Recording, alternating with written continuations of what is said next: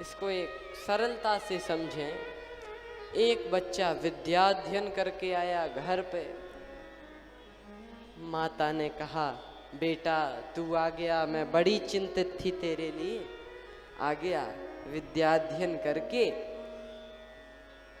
मैंने तेरे लिए बहुत अच्छे शुद्ध घी के 2 लड्डू बनाए हैं, ये 2 लड्डू खा ले।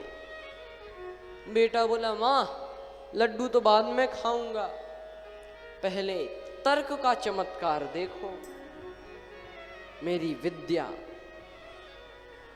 क्या विद्या है?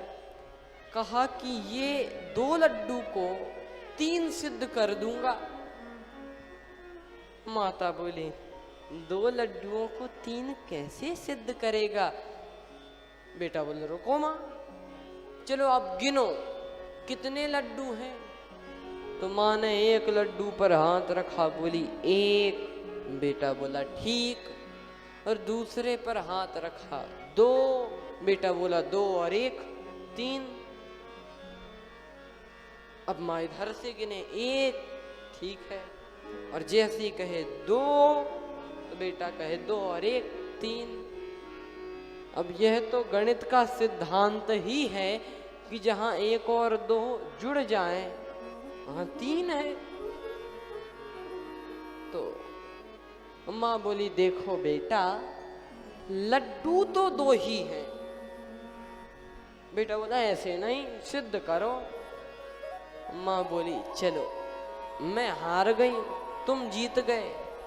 बेटा बड़ा खुश, देखा ये तर्क विद्या का चमत्कार।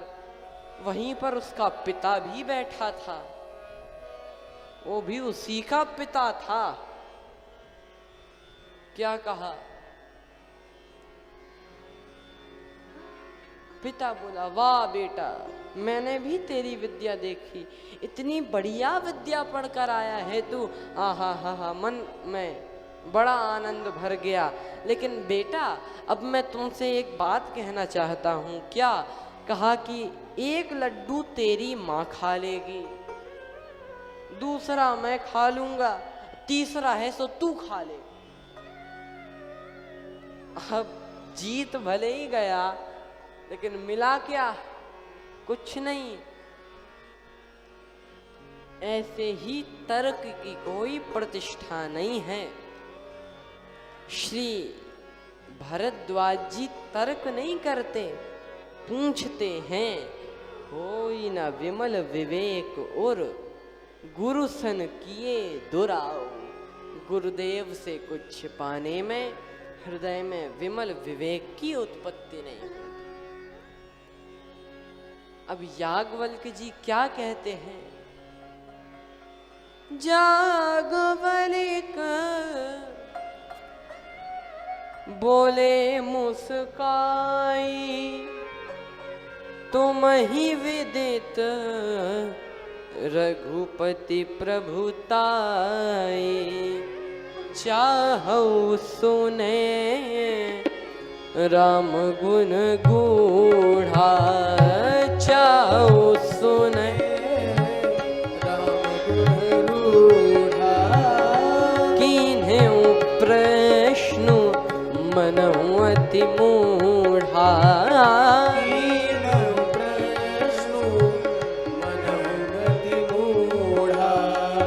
चाहौ सुने राम गुण गूढ़ा।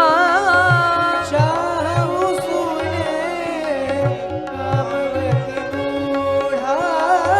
कीन्हु प्रश्न मनहु अति मूढ़ा।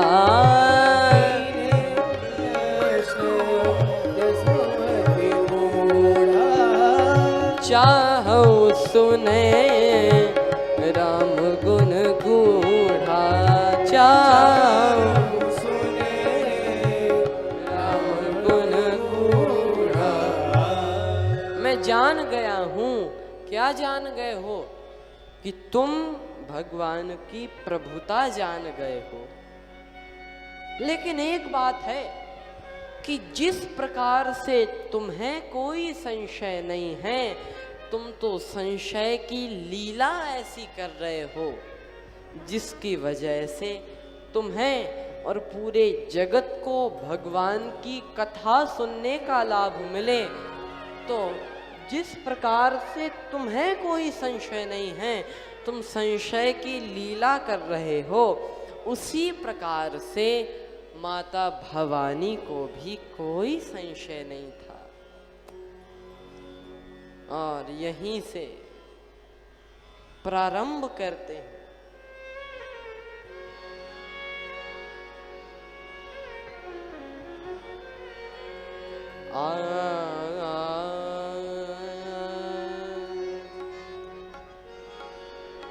कथा प्रारंभ करते हुए कहते हैं कि एक बार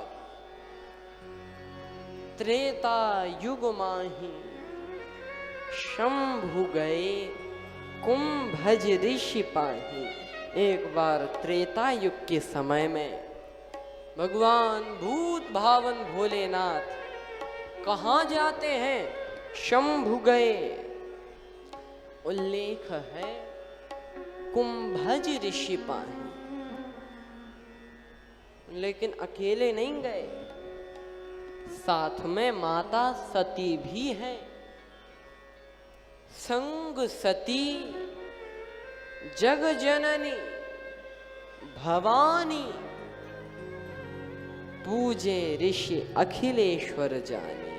साथ में माता सती है, जग जननी है, वे भवानी हैं, उनकी पूजा करते हैं श्री कुंभज ऋषि। अच्छा, ये शंकर जी कथा किससे सुनने गए? शंकर जी कथा सुनने जाते हैं घड़े के बेटे से, कुंभज ऋषि पाए। घड़े के बेटे से कथा सुनने गए। आप कल्पना करो कि शंकर जी समुद्र है, कृपा सिंधु शिव परम अगाधा। शंकर जी समुद्र हैं और कथा किससे सुनने गए? घड़े के बेटे से। समुद्र होने के बावजूद भी शंकर जी घड़े के बेटे से कथा सुनने जाते हैं। इसका अर्थ है कि जब भी हम कथा सुनने जाएं, ऐसा नहीं कि अभिमान मन में भरा हो, जब भी हम कथा सुनने जाएं, अपने सभी पद प्रतिष्ठा अभिमान को त्याग कर ही कथा सुनने जाना चाहिए।